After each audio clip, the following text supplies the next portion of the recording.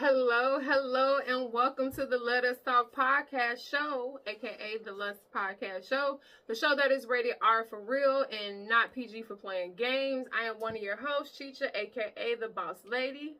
And I'm the D.O.C. All right, we want you guys to join us for weekly conversations about life, marriage, everything else. We want you all to get to know us and get to love us. This episode number 3 is sponsored by Cigar Junkies. We do want you to continue to check out Cigar Junkies apparel at cigarjunkies.com. This episode is also sponsored by CJS Educational Services. Once again, if you would like to talk about sponsorship, please hit us up. Before we get started, before we do anything, we definitely got to start the show with some shout outs. Today is Tuesday, February 6th. Special days for a number of reasons. Let's just start off by saying Happy Black History Month. Definitely got to start off with that shout out. And then I just want to start off by giving a shout out to the D.O.C. just for being here today to record this episode. I really appreciate it. Y'all don't understand how busy this dude is. So to have him right here in front of this camera, I am blessed today. So I'm feeling good about that. Second thing, special shout out to my brother-in-law, Mr. Stacy Sanders, Jimmy's brother. So I'm gonna pause for a second, just to give out that special birthday shout out. I just want to say happy birthday to my brother, State All. Oh, yeah. He was a living legend. He was a legend out here. A lot of folks know who he is. He would have been 48 today. This is one of the few days out the year where me and him were actually the same age for one day. So he's 48 today. I'm 48. I actually turned 49 tomorrow. So that's kind of weird how that happened. February 6th. My birthday, February 7th. And same mom, same dad. That's just the way it was. And so people used to think we were twins. But we here to turn up for him. And other than that, man, everything I've done thus far has always been dedicated to my bro. And so this episode in particular is a special shout out to State Dog and his legacy. And so with that, let's get into the show. All right, now before we keep going, tomorrow is the D.O.C. birthday. Can't forget to mention that, February 7th. So we will be celebrating. So just make sure at midnight you have a smoke, you have a drink, you have a shot, you have something, because it's going to be his birthday. And then just last thing, quick shout out. I just wanted to give a quick shout out to Laquan. He's been a person who's been answering our messages and giving us little tidbits of information about different things. So just wanted to give a shout out to him with the podcast. And then let me say something. Special big shout out to Laquan, and I want to make sure I give out a shout out to their podcast. It's the Mega Quan Show. Comes on Tuesdays, and so these are some brothers out of Atlanta, and they do a show, a nice podcast. It's called the Mega Quan Show with my other homeboy Steve. Steve is from Gary, from Terrytown, and so these brothers are down there in Atlanta doing their thing, and that show is about everything. And so guys should check that show out. Comes on Tuesdays, but he's been a big help, a big support. He dropped a lot of game on us, and so that's what I really appreciate is the game, and that's what we supposed to do. Teach one, and that's what we supposed to do, man. So other than that, that's all I got to say. Is just special shout out to Laquan and the folks down there, and also University of Bad Decisions. Check that out. Check their apparel out as well.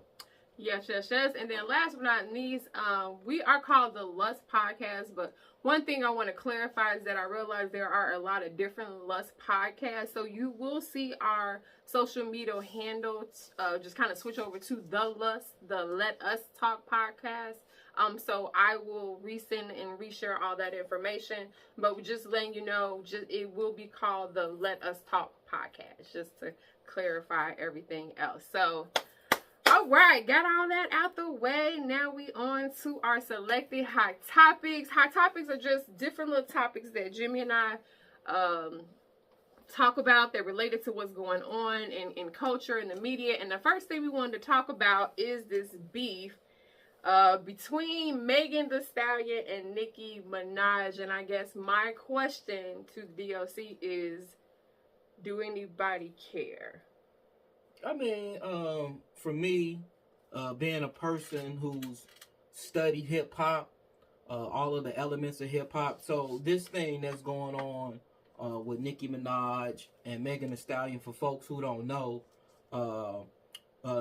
Megan Thee Stallion dropped a song called Hiss, and she referenced a thing called Megan's Law. And so a lot of people, including Nicki Minaj, looked at it as a diss song, a diss record. And in return, Nicki Minaj went World War III on social media, on Twitter, Instagram, they were clapping back and dropped. I don't think it's petty. It's the spirit of hip hop. I don't see nothing wrong as long as it stays on the music. I don't see it evolving to nothing that we've seen in the past with artists.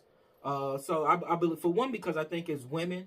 So I think that's what's really surprising, because you have two women who are probably one of the top three female artists right now in the rap game, and they're going back and forth. So for me, it's no different than when Jay-Z and Nas went at it, than when Biggie and Tupac went at it, than when you had Queensbridge versus the Bronx. It's the spirit of hip hop. That's just part of it. What people do, though, back and forth in the diss songs. But as long as it stays within that, I don't see me personally it escalating beyond that. And I think, once again, in this era of social media, it was just nothing but another marketing tool for her to sell records, Megan, as well as Nicki Minaj, because I know Nicki Minaj either has a tour or is currently on tour, and then Megan Thee Stallion is getting ready to drop new material. So it's just all part of the machine to get them as much, because as long as people are talking about you and you're relevant. Now, so. I say it's in the spirit of hip hop, but today when I actually Googled it, just looking up some information, they claim that this is getting like somewhat serious, to the point where they actually had to have people go to Megan Thee Stallion's mom's grave to provide security to the grave, because supposedly Nicki Minaj fans were going to go to the grave site and do something with the grave, and that they actually had to have security there because Nicki people, her fans, were talking about going there and okay, now I can see that messing up the graves and stuff. I was more so talking about the two artists being, physically involved, but you can't control fans. Same thing what happened when Biggie and Tupac. You had people that were either Biggie fans or people that were Tupac fans. But it's no different than what happened with Anita Baker and my man Babyface. For those of you who don't know, they went on tour last year and they got into a major beef in which Anita Baker kicked Babyface off of the tour. Which I was pissed because we didn't get to see and one of the reasons why she cited was because of the bullying, the social media bullying from the Babyface fans.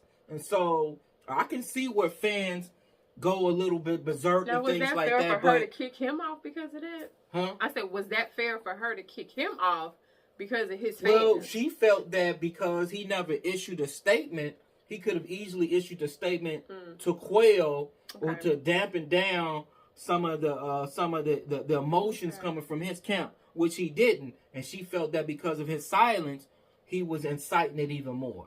And so in a situation like that, of course, Nicki Minaj doesn't have any control over it, but that's when you need to come out and issue a statement or something to that effect, because all these people got major PR machines, and they can say that, I don't want people doing that, just to cover CYA, cover your ass. And so, but you, at the end of the day, neither artist can control what a crazy ass fan is doing. I'm just saying shit. Now, who's your favorite, Megan or Nicki? I'm just curious. Well, I put it like this. I like both of them. They both can rap. I don't take neither from one, but I personally like Megan Thee Stallion. She's just more eye candy. I think she's. I like her more. Her look more. And so then I like her music more. I think she has a real great versatile style. And so both of them can rap, but I prefer Megan's style more so than Nicki Minaj's style. Even with Nicki and all the antics and the robotic lyrics and the distorted words and all. Now, one thing I would say this. Now, something I did see recently was a picture of Nicki Minaj. And whatever butt job she done got, it got her butt like all lopsided and. Who's to say Megan Thee Stallion hasn't had work? I don't know. Obviously, Megan Thee Stallion work is better. This is the other thing. Nicki Minaj is 41. Megan Thee Stallion is 28. I looked this up today as well. I did not realize that Nicki Minaj was 41, and I did not realize that Megan Thee Stallion is 28. So she basically arguing with her auntie. Pretty much. So. She's arguing with her auntie. Like, Nicki is too old to be beefing with Megan. So... Anyways, I always like Jimmy say, his favorite saying is what? I could care less. Well, that's about relationships. So in this situation, I mean, it is what it is. Like I said, it's the spirit of hip hop. Okay. Last hot topic before we get into our main topic is Super Bowl. So Super Bowl is always a Sunday. At one point in time, it always used to be on your birthday. Literally, we will always have some type of party because his birthday always fell in line with Super Bowl. And then they changed it. They added an extra game. They went from 16 to 17 games, and so that pushed the Super Bowl back by 1 week. Right. And so as a result, there's always a dead week on my birthday now. So, but anyway, this year, Super Bowl is going to be in Vegas. First time. We're going to be there. And so we're going to be there checking out all of the festivities and what it has to offer. Yeah. And all of that good stuff. And so I've been to Vegas at least over 20 times in my lifetime. Right. And so it's one of my favorite cities. It's probably the only city in America that reinvents itself every 3 to 4 years. And so I was just there literally like maybe a year ago, and it's just all the stuff is completely different now. And so they're building a baseball stadium. They got the raceway. And then they got this spirit thing. And so I'm excited. We got a lot of different parties planned. BG, Lil Boosie, Meek Mill, the Shaq. So it's a lot of, and then we're going to link up with there's a lot of people out there in the G doing great things, big things. And so we're going to link up with those folks out there and go from there. Hopefully, I know we're going to have a good time. And then we're bringing some friends with us, so it's going to be a fabulous time to celebrate my birthday as well as my brother's birthday. This year, we're going to go to the Super Bowl. So, I think we've been watching the news and just making sure everything is straight. A lot of people have been talking about the crowd, saying it's going to be way too many people there and all this. And it's like, well, I'm going to tell you this. One of those one-of-a-lifetime type I'm not worried about crowds. I did Freaknik. And so I did Freaknik. I did Freaknik, and I did motherfucking the All-Star game in Atlanta. I think that was either 02 or 03. And so that was the most craziest shit I've ever seen in my life, Freaknik. So if I survived that and those crowds and those people, and that was before cell phones, that was before fucking social media, before GPS, all that shit. So I think we'll be cool. I ain't worried about it. I'm just going to have good sticks, good drink, and some good smoke. Yeah. And that's it, man. And make it do what it do. That's what we going to do, baby. Looking forward to it. We're even thinking about maybe even recording an episode out there in Vegas, possibly. We will see. So we're definitely looking forward to it. So now that we're done with hot topics, let's get into the actual show. Today's topic is a little different topic. It is called Not Perfect, but Perfect for Me. This is a saying that I've heard. I've seen a couple of quotes about this. And it's something that I've heard Jimmy say a few times. But he don't necessarily always say not perfect, but perfect for me. He always says kind of, she may not be the best bitch, but she my bitch. So let me say it. So I want him to explain this. So what I mean by that... I always tell people when you look at relationships, like I said before, I don't really get into people's relationships, but when people, I've had partners and friends, and even male and female, talking about different situations in their relationships, whether it be marriage or not. I always say is that, especially with guys, she may not be the best bitch, but she's my bitch. And so what I mean by that, and I'm not calling females bitches. I just want to make that clear. But this is like barbershop talk. This is like guys talk. And so we say, it may not be the best bitch, but it's my bitch. And so what that means is that she's the best for me. And so that's what people need to understand. And so for what I'm getting at is that what that means is that both parties have to be unapologetically themselves in order for that person to match up with you. And I think that that's the problem with a lot of relationships, is that a lot of people don't get to really truly see who the individual is, and they're discovering things about them as they're moving through the relationship. And so there's like, you shouldn't discover that 5 years into a relationship that this motherfucker's got felonies that prevents him from ever getting certain types of fucking jobs. Shit like that. Like, it's just certain things. And so those are the things that you should know and find out about people at the beginning. And so that's what I mean by that, because I've seen situations where it may not, that person may not work for me because they have certain traits. Like, you may have a person in a relationship, a man or woman or a lady that drinks a lot or likes to drink.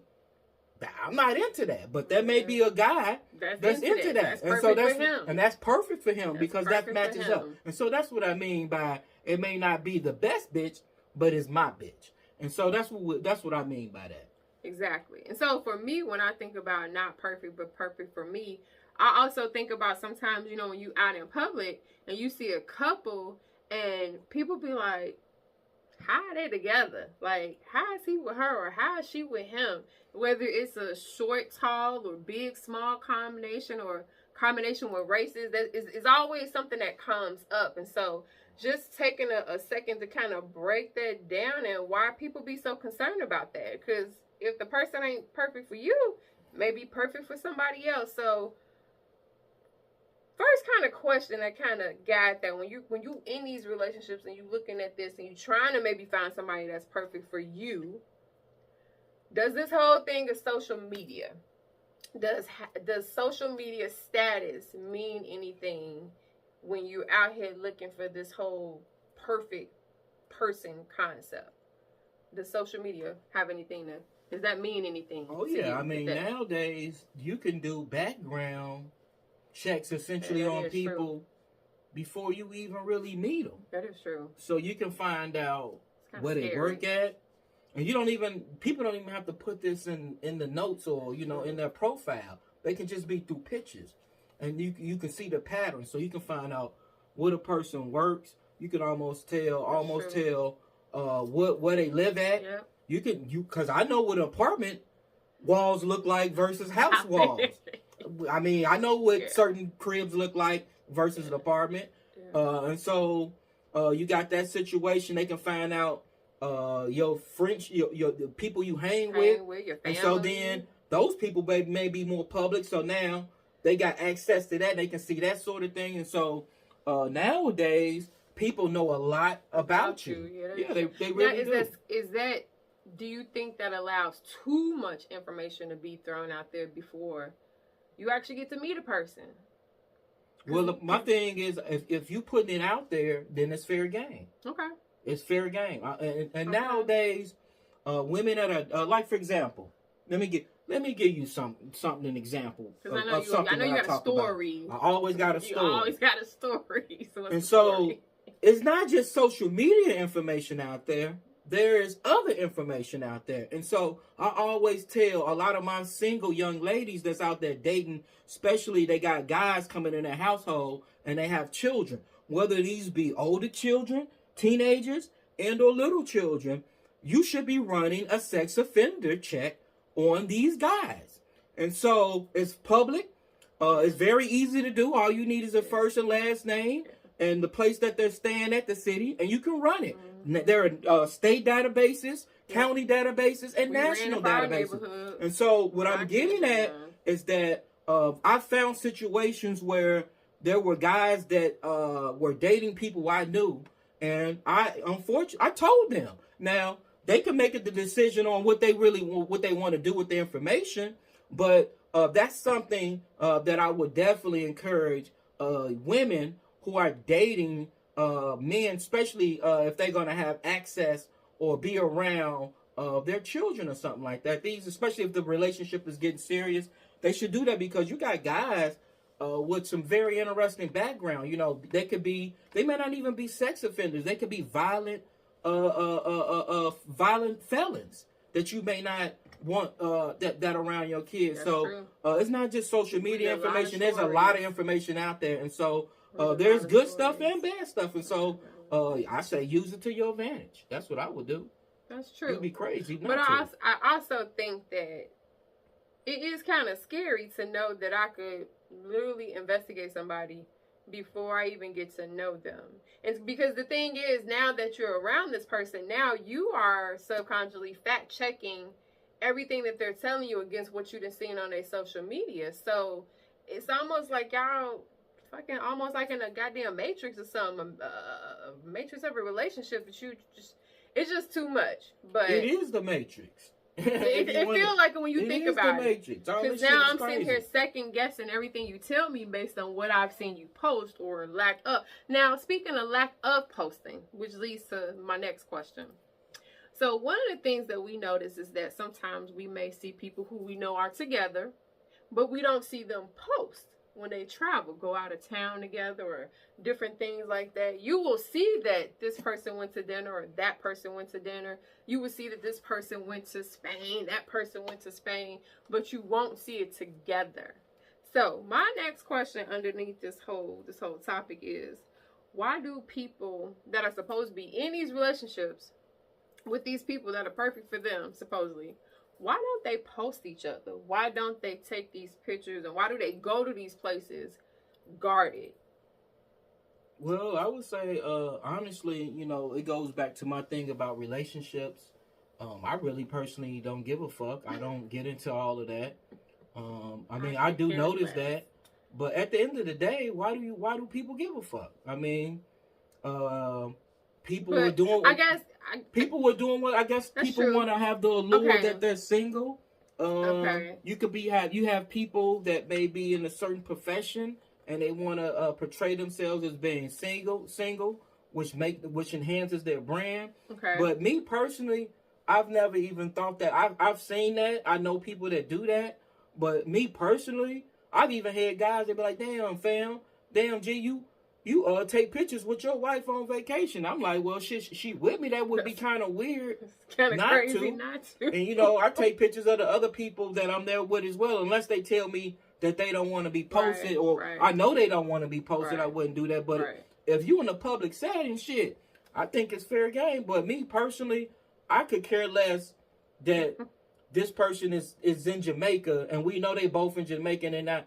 Hey, maybe they got whatever reasons they got for not doing that. Thing. As long as both parties are cool with it, I could care. I don't give a fuck. I see the whole I could care less, but I guess this is the thing. So it's just like, so if you a person that posts all the time about everything else, I guess it would make me wonder, why would everything else you post, but you don't post this person? Yet this person brings value to you, but you don't post them. But you post everything else that supposedly bring value to you, but then you don't post the person that brings the most value to you. But you post the clothes and the shoes and the restaurants and all that. That's the beauty of social media. You can control what the fuck you want to post. So I don't post about my fucking job. So what the fuck that makes me like I'm hiding something? I don't think people should be posting everything. Nowadays people be thinking you control what you post and you post what you want to fucking post. Who gives a fuck? You got people that post food pictures all day. So should they post them cooking for their kids or cooking for the homeless? Who gives a fuck? So you control what you want to control. You put out there what you want to control. That's one of the beauties of it, is that you can technically have some sort of control over it. So for another person to be looking at somebody else and trying to be a fucking investigator and all that shit, I don't know. I don't have to. See, that's the thing. Those motherfuckers are not getting no money because I don't have time to sit up there and do that type of shit. I really don't. They do it. That's how blogs exist. That's how Shade Room exists. That's how but those people getting paid for it. I'm talking about the regular person out there that's trying to see this nigga was at the club and then they was at the club, so I know they had to be together. Then they looking at the timestamp and all that. What the fuck is wrong with you motherfuckers, man? Who do that? Like, it's literally people who go through your picture and look at your background. It's literally. But that's that slick hating to me. That's that trolling. That's that slick hating and things like that. I personally don't have time for that type of shit. So I really don't. Well, I put it this way. I could care less who you post when you go on your trip, but I feel like if you go on the trip with this person and if y'all laying in the bed together and y'all fucking on each other on this trip, then what does it matter if y'all post each other? What is there to hide? What is there to gain? So forth. Hey. I could care less. It's the same reason why certain people don't post their kids. They don't want. Well, that's different because you don't know what's out there. You don't want. You just said you something that values that's important and value them. The kids is probably the most. All I'm saying is I can see why people don't post their kids. Okay. With all the pedophiles and stuff, I can get that, especially if it's some attractive. Okay. Anyway, next thing. So people who looking for somebody perfect. What if you had that perfect person and you let them go? And don't even realize that. So is it cool to recycle your exes? And when I say that, I know me and you've been together 20-some years, and I know that. But what I'm saying is, if you were a single guy out here and you had some girls, some women who were bad, but y'all just didn't, and they came back around, and they throwing it back at you, would you recycle your ex? We got divorced. I wouldn't recycle you. So, ain't no coming. I'm pouring me a shot. I'm taking my shot on now. Ain't no coming back from that shit. I'm an Aquarius, and so when I'm done with you, I'm done with you. Shit, I would be damn. Obviously, that's a business relationship that didn't work out. So we divorced. So, it ain't no coming back. It ain't no. Well, this is the thing. Especially if it was a relationship where you put time and energy into it. So for me, I've always looked at them, especially marriage. This is the one thing about marriage. People don't look at it. It's a business relationship. That's the reason why when you get fucking divorced, you got to go before a court to get it fucking dissolved, because there's fucking business ties connected with this, along with children that may be involved as well. And so for me, obviously, if this is something I engaged in and it didn't work, from a businessman standpoint, I'd be a goddamn fool to try to enter into the relationship thinking that it's gonna be changed again. That shit don't work. Now, what if you see that there's change the second time around? You see, like Ashanti and Nelly coming back with them. They was together, they broke up, they came back, now they seem perfect. People don't understand it, but now they're like, well, they ain't perfect for you, but we perfect for each other. So what if that person has changed? Now would you recycle an ex? One of your girls from Northwestern come back. You say no? So you wouldn't date no woman that you talked to in Northwestern? And these women are very successful. They're doctors, lawyers, captains of industry. No, I would never try to go back and, me personally, rekindle a college relationship or a high school. I've moved on from that. It's just me and those two. I mean, I'm just at a different level, so I just wouldn't have the energy. Like, do you frown upon people who do that? No. Rekindle high school or once college? Again, it goes back to what I stand on. It's relationships. I could care less what the fuck you do. Now, so if that's what you want, that's what you want. Okay. Shit, if you the nigga that's going to the motherfucking reunions and trying to bust down the bitch that you want to fuck back to then, and now you the man, I'm do pretty that. Sure a lot of that goes on. And she gonna give you some pussy? Then go ahead on. I'm pretty sure it is people who go to these high school reunions in hopes of rekindling a high school frame, college. Yeah, but most people ain't on that shit. You can't take. think it's more than what we probably think. Well, so you know, because you're a woman, so a lot of these women are hoes then. Not say they hoes, they want to fuck the niggas that they want to fuck. If these women are single and they go to an event and they see somebody they used to talk to, they may.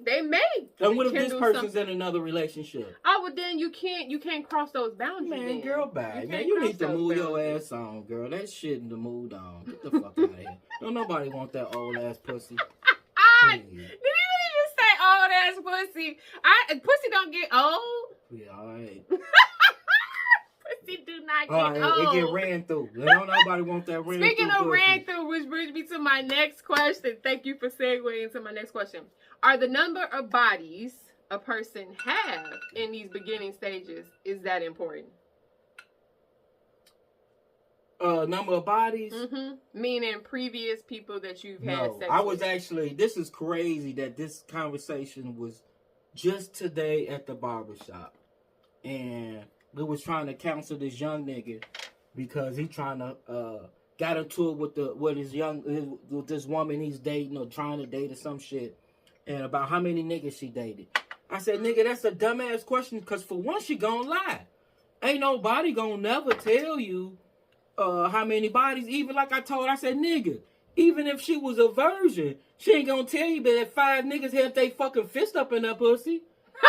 Even though she ain't fucked. So, oh my God! So, why couldn't it be a finger? Why you had to go with the whole fist? Man, like, get the fuck out of here. So if my virgin, thing is, you only using a finger, I personally, it doesn't. I wouldn't care. I wouldn't ask, because you're not gonna get the right number, and then even a guy, even one is too many. So from a guy's standpoint, why even ask those questions? To me, that's kind of dumb.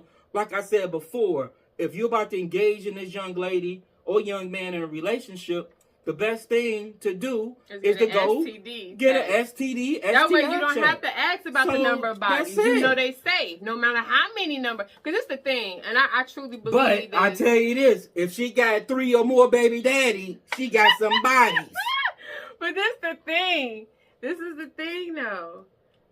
If you find out how many bodies a person had, let's just say you talking to this woman, and that's the thing. By the time you 30 in your 30s or 40s, it depends on your lifestyle. You may have more than others, but now you know her amount of bodies, or ladies, you know his amount of bodies. Now, does that turn you off now?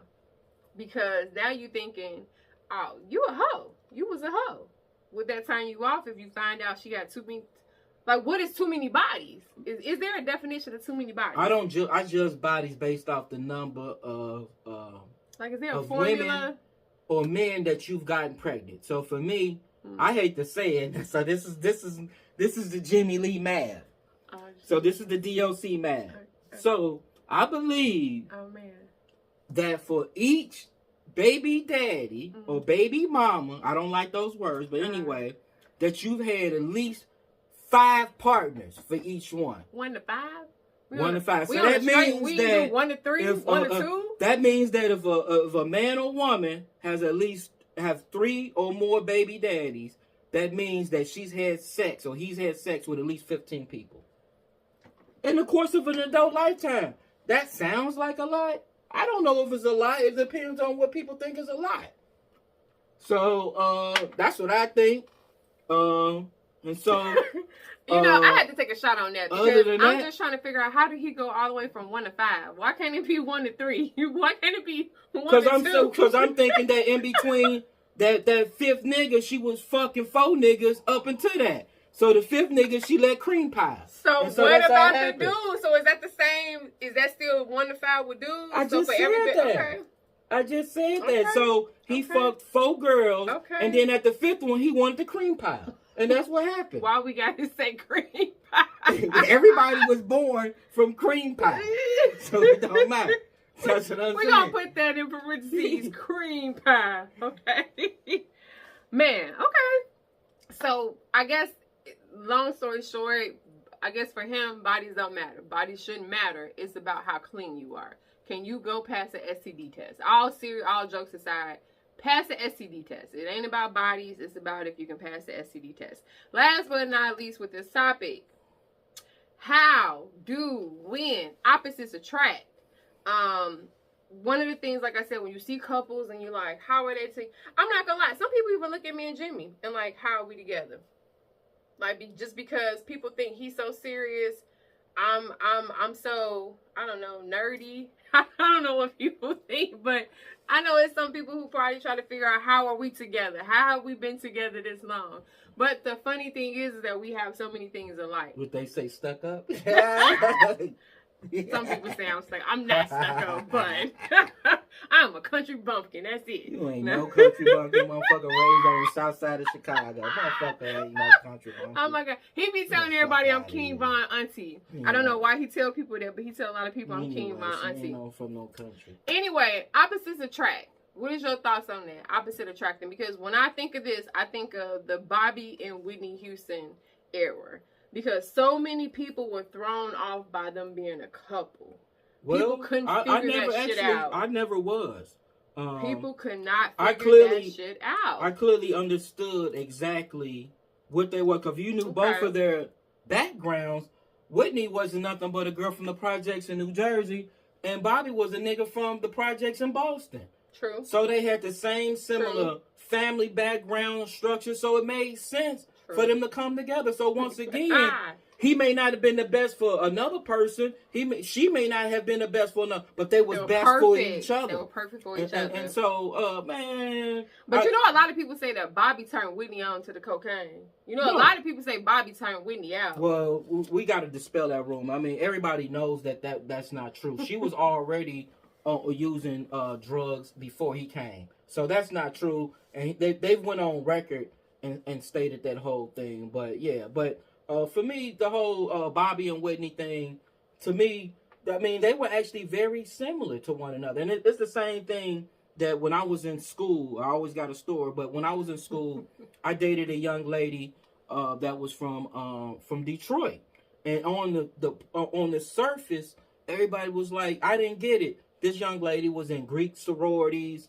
She was involved with that in the Black Greek sororities. I was the president of the Black Student Union. There was this huge beef between the Black Power niggas and the Black Greek niggas and all that old shit. And me and her came together, and people did like on the surface.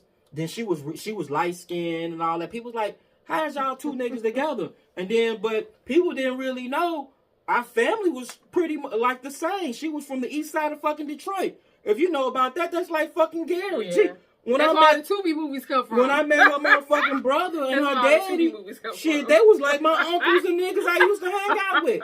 To this day, I'm still cool with them niggas. So, for me, those situations always come together, and people don't realize that. So, even with our situation, we got a lot in common with family structure and backgrounds, where even we come from and things like that. So, schools we come from, but on the outside, people do like, huh? I'm not trying to. I don't really get it, but to me, opposites do attract. Whatever you like, you like. Whatever you love. And so, with that being said, kind of bring us to the point of our final thoughts on this topic of not perfect for perfect for me. So, Mr. D.O.C, do you have any final thoughts before we get out of here with this episode 3? No, only thing I just want to say, tell people, just always be unapologetically yourself. Whatever that is, whatever your truth is, you know. And what I mean by that, like, for example, you have to disclose certain things to people. Like, you may like to smoke weed. You need to tell people that. Or you may be a young lady that like to kick it with her girls. You know, you need to disclose those things so people don't have those issues later on in a relationship and things like that. Because me personally, I don't have a problem with my wife going out and hanging out if she wants to do that. He actually encourages me to do it more. but people got to be true to themselves first. They got to know themselves and then be able to tell exactly their likes and dislikes, whether it be financially, whether it be family structure, whether it be sexually, whatever it is. You have to be first true to yourself, and then you can be unapologetically yourself to everybody else that's out there, whatever. So that's, to me, that's how you stay real with it. That is true. And my final thoughts are just, it's not for you to try to explain everything that you do to other people. It's not your place to try to explain your relationship and your connection with somebody. It's not for me to explain my connection with Jimmy to everybody else on the outside. Who the fuck? I don't have to explain anything. I'm with him, been with him, rocking with him just cuz. So it is what it is. You know, again, not perfect, but perfect for you. Find someone who is perfect for you. Throw away all those different labels and things like that, and just go for what you like. Go for what you love. With that being said, I do want you guys to check out the Let Us Talk podcast with the Boss Lady and the D.O.C. We will be recording more episodes in the near future. We are actually now on Spotify. We are actually on YouTube. We are actually on Amazon podcasting. So we actually have an Instagram page now, and our Instagram tag is @thelustpodcast23. Our YouTube channel, if you type in Let Us Talk Podcast, it should bring it up. Amazon is the same way. If you have any questions, comments, show topics, Please let us know. A couple of people have hit us up about talking about divorce. A couple of people have hit us up just talking about just relationship. A couple of people have hit us up to say, can we do a college edition, just talking about college type stuff with FAFSA? And I had people say, "Fuck you, Jimmy. Fuck you, you talking about baby daddies and baby mamas." Oh yeah, so I hear people do that too. Hey, we will have a part 2 with that topic. Yes, I told people I invited them to come and debate me. His whole 2 or more baby daddy comment, it did stir the pot. It stirred the pot a lot. And so I said 3 or more. 3 or more. But we will have some guests on our show in the future. If you want to link up with us virtually, we can do that as well. But if you want to be a guest, if you have any topics, please hit us up. And with that being said, we are out of here. Peace, love, hair grease, and happy birthday to Stay Dog, and happy birthday tomorrow to the D.O.C. Peace, and I love you folks, and I see you next episode.